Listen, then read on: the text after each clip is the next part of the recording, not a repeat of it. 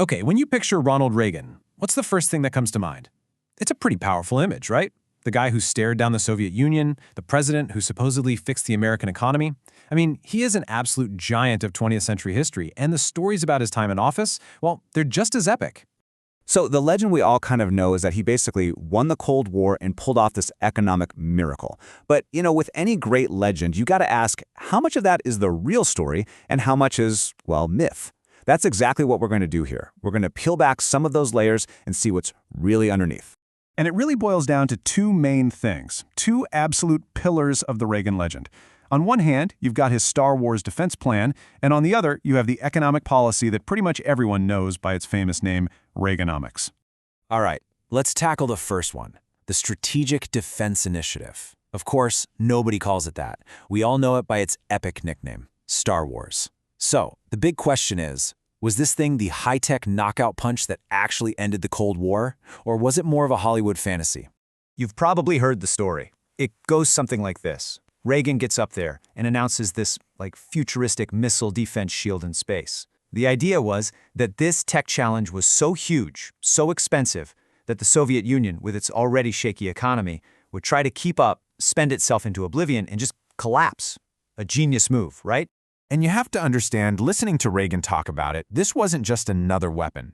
He was talking about making nuclear bombs totally useless, obsolete. I mean, think about that. It was this incredibly radical, world-changing idea.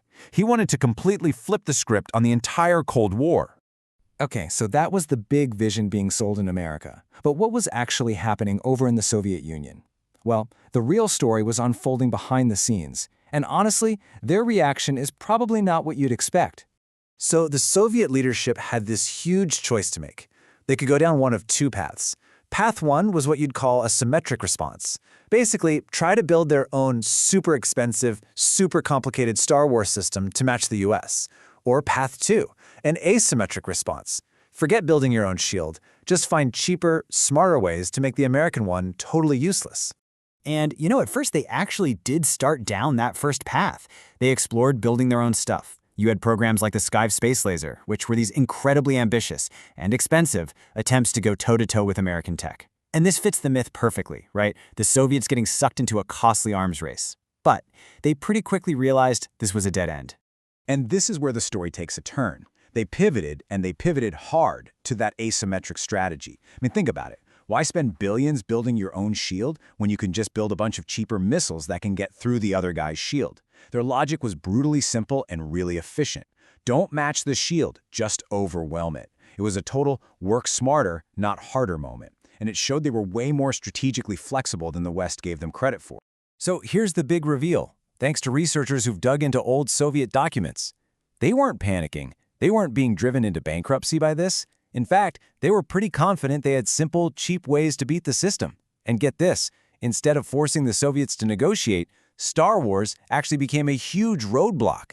It made arms-control talks harder, not easier. So the whole Star Wars story is this perfect example of a really bold, simple idea crashing into a much more complicated reality. And you know what?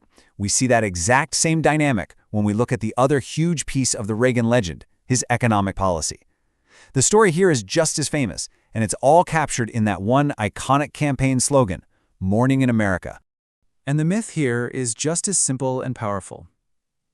After the absolute misery of stagflation in the 1970s, the story goes that Reagan came in, slashed taxes, unleashed the power of the free market, and boom, kicked off this incredible era of prosperity. A total home run, a clear-cut success story. Or was it? Now, the engine driving all of this was a theory called supply-side economics. The basic idea is pretty straightforward. If you cut taxes, especially for big corporations and the wealthiest people, they'll take that extra money and invest it. That investment creates new businesses, more jobs, and all that new growth eventually trickles down and benefits everybody. And to be fair, the folks who support Reaganomics have some pretty strong points. That awful stagflation from the 70s, where you had high inflation and high unemployment at the same time, it did go away. The economy started growing faster, and you really did see this burst of entrepreneurial energy. And you probably saw this coming, just like with Star Wars, the moment you look a little closer, that simple success story gets a whole lot more complicated. I mean, the real legacy of Reaganomics is still one of the most heated debates in economics today. And the doubts weren't just coming from his opponents. In fact, one of the sharpest criticisms came from his own party. During the 1980 primaries, it was his rival, George H.W. Bush, the man who would become his vice president, who famously called the plan voodoo economics. He just couldn't see how you could cut taxes so much, spend way more on the military, and somehow not create a massive budget problem. So, what happened? Well, Bush's question turned out to be pretty on the money. While the economy did grow, the national debt absolutely exploded. We're talking it tripled in 8 years.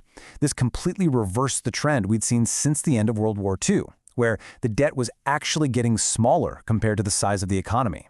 And it wasn't just about the debt either.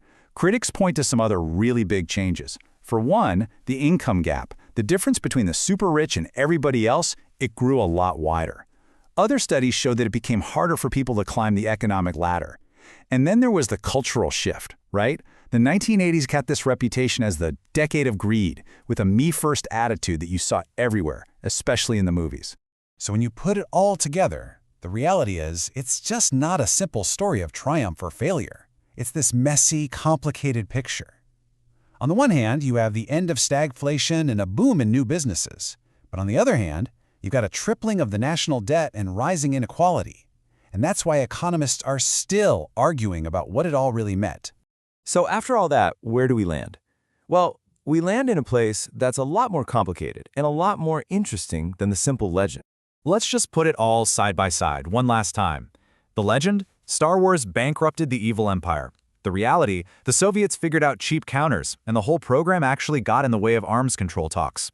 The legend? Reaganomics was this amazing, clear-cut economic victory. The reality? A much more complicated legacy that includes a ton of debt and a wider gap between rich and poor. And look, this is the crucial takeaway here. This isn't about trying to tear down a historical figure. It's about realizing that the simple, clean stories we tell ourselves about history, they're often just that, stories. The real truth hiding underneath is almost always messier, more contradictory, and, let's be honest, way more fascinating. It really makes you wonder, doesn't it? I mean, if the story of a presidency that happened so recently is this complex, what other big historical facts that we all just accept as true might actually deserve a much closer look?